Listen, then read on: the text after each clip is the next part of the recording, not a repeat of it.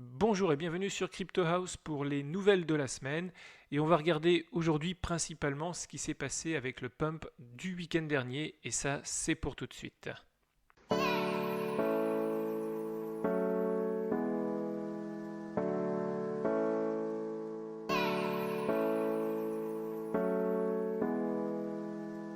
Comme on peut le voir ici sur le graphe à 7 jours du market cap, on voit que en fin de journée, vendredi et samedi, il y a eu ici un gros pump. Donc on est passé d'un marché qui était à 206 milliards vers un marché qui est monté ici jusqu'à, si j'arrive à arriver à peu près au bout, voilà, à 262 milliards comme ça sur 24 heures.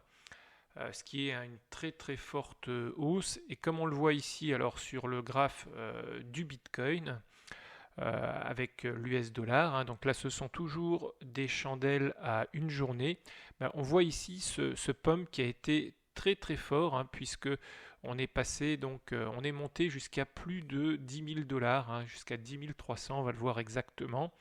Et donc la tendance baissière qu'on avait est un petit peu cassée. Donc on est sorti ici de cette sorte de cône qui nous laissait vers les 8500, 8400.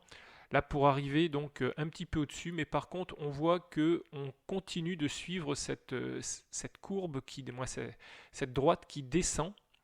Donc même si aujourd'hui on a l'impression qu'on est sorti de la crise, c'est pas forcément le cas parce que si je zoome un petit peu, on est vraiment sur cette tendance qui nous ramène de nouveau vers les 8000 dollars. Donc on va voir dans les prochains jours si on arrive à se stabiliser ou renverser la vapeur pour remonter vers les 10 000 ou petit à petit on est en train de redescendre et de revenir ici pour mi-novembre dans ce cône duquel on était sorti.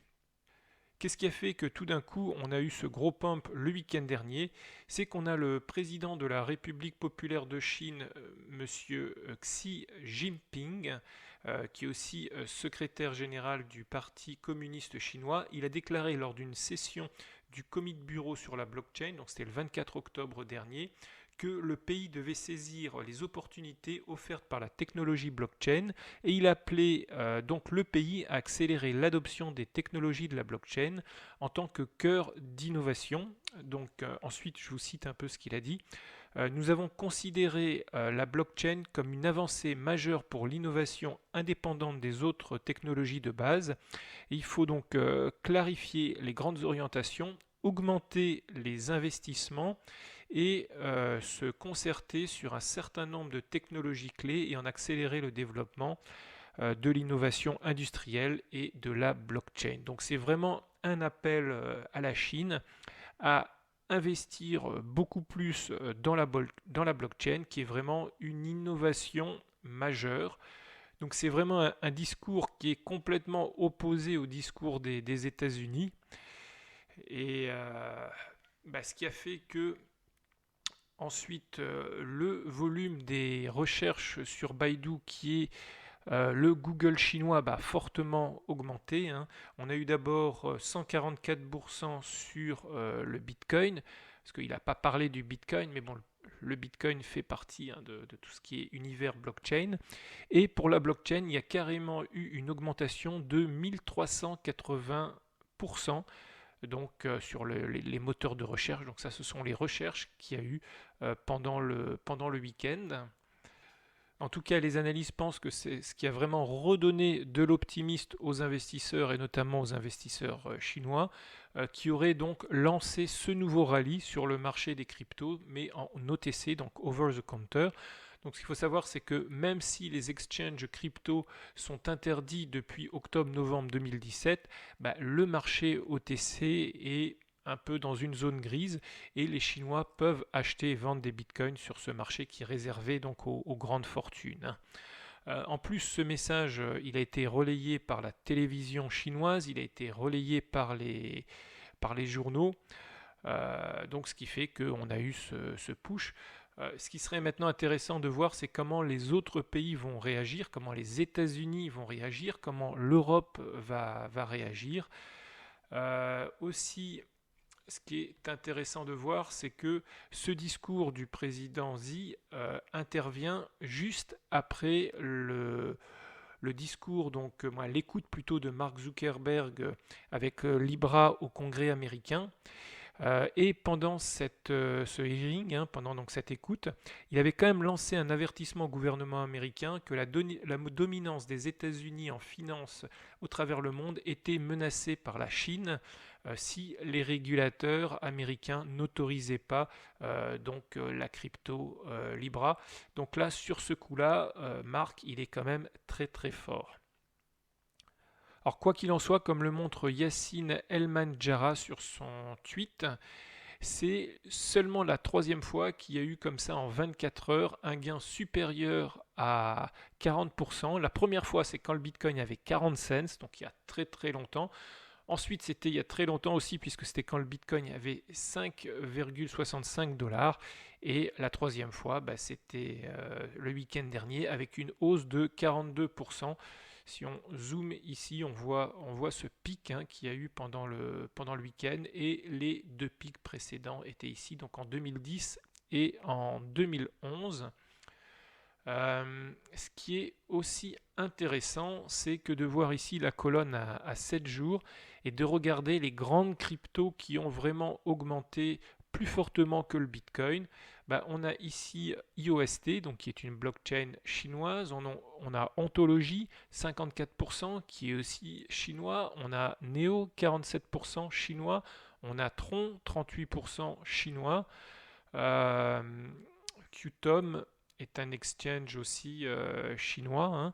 On a ensuite Qtom qui est plutôt singapourien, VeChain qui est chinois, et on a le Bitcoin qui arrive voilà juste ici parce qu'il est en ce moment redescendu sur la semaine. Même s'il est monté très fort, on voit qu'en ce moment il est plutôt en train de redescendre. Mais la question qu'on peut quand même se poser, c'est comme le fait remarquer Georges Arap ici sur son tweet, c'est que le marché est monté très rapidement. Il y a eu vraiment un pic en à peine une heure.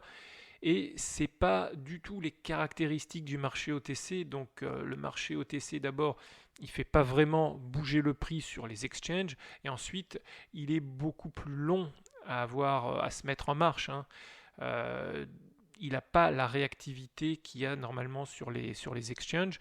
Donc ça fait encore croire à de la manipulation de gros investisseurs qui ont vu donc le speech du président chinois, qui se sont dit le marché va monter, il va même monter très fort, et donc qui ont investi fortement sur des longues avec des coefficients multiplicateurs, et qui ont fait donc monter le marché. Dites-moi de votre côté ce que vous en pensez. En tout cas, ce qu'on voit, c'est que on n'a pas l'impression qu'on est sorti de la crise. On voit que là, malgré tout, si je prends par exemple une vue ici sur une heure, voilà, si j'arrive à revenir sur le graphe, on voit que vraiment on est quand même en train de redescendre. On a vraiment une pente vers le bas. Dites-moi de votre côté ce que vous en pensez. Vous pensez qu'on est sorti de la crise, que ça va remonter, ou qu'au contraire, on risque de repasser encore prochainement sous les 9000 $? Avant de passer à la suite de l'actualité, j'ai tenu compte de vos remarques de la semaine dernière. J'ai réglé le son du micro, j'ai fait plusieurs tests d'inclinaison pour voir ce qui était mieux. Ici, ça semble être beaucoup mieux, en tout cas, que ce qu'il y avait la semaine dernière. Dites-moi si le son est meilleur, si ça a changé quelque chose. Voilà.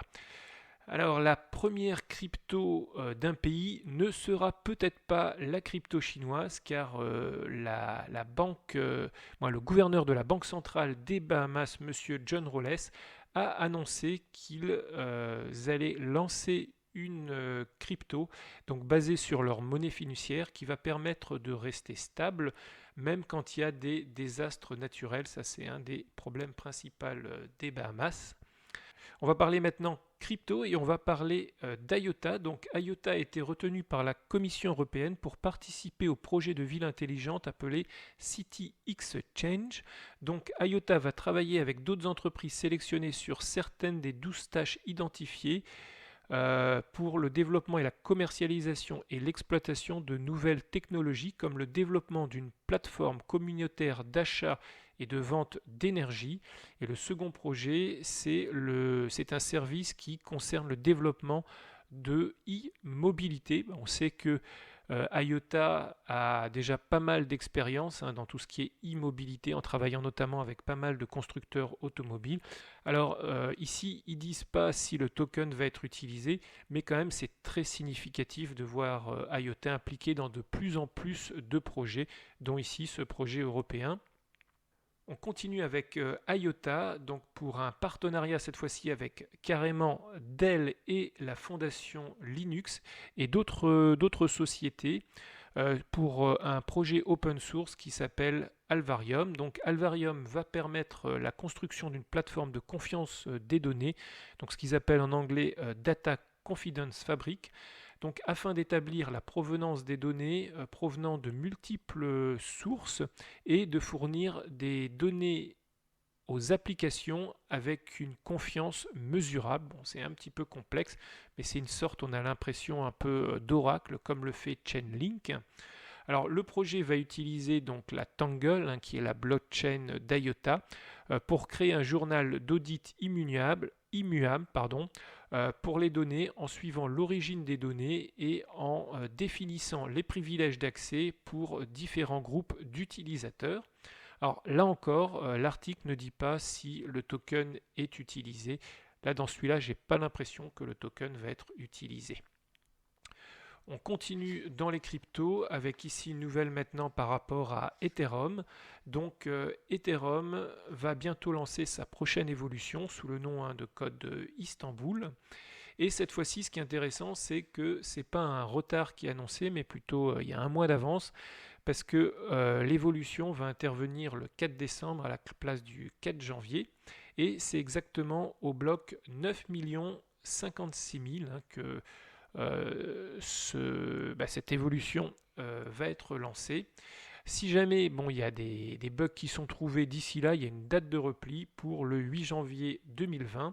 Et donc la plus grosse évolution ici sera l'EPI 1884 qui va permettre une augmentation des frais de transaction en gaz. Car ce qu'il faut savoir, c'est que le réseau Ethereum, il a fortement grossi. Donc il est plus cher à maintenir, mais les frais étaient restés les mêmes. Après Istanbul, donc l'évolution suivante sera Ethereum 2.0 qui va notamment introduire le Proof of Stake. On va maintenant parler ETF et d'un nouveau Bitcoin ETF qui est introduit auprès de la SEC. Alors, ce qui est intéressant ici, c'est qu'une des personnes qui dirige cette société n'est autre que Jason Toussaint, qui est l'ex-directeur du World Gold Council, donc qui est une organisation qui travaille sur le développement des marchés de l'or.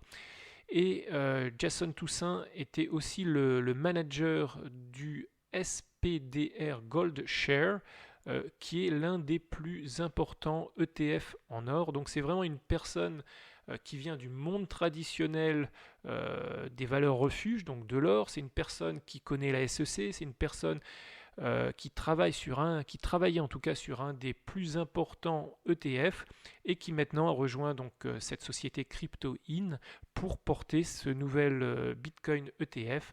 Et si jamais il est accepté, il sera introduit au New York Stock Exchange ARCA. On va terminer les nouvelles de la semaine en parlant de Tron et de Justin Sun. Donc dans un tweet, Justin a dit que Tron va s'associer à une méga corporation qui pèse 100 milliards de dollars.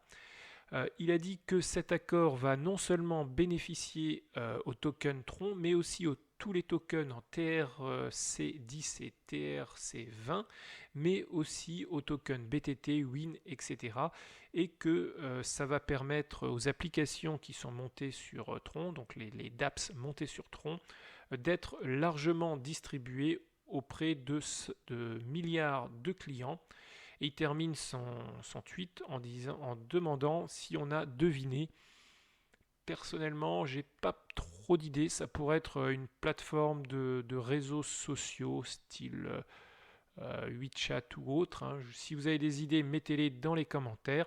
En tout cas, j'espère que cette fois-ci, C'est pas comme les autres annonces, parce que les autres annonces avaient été à chaque fois décevantes, et après les annonces, le token s'était à chaque fois cassé la figure.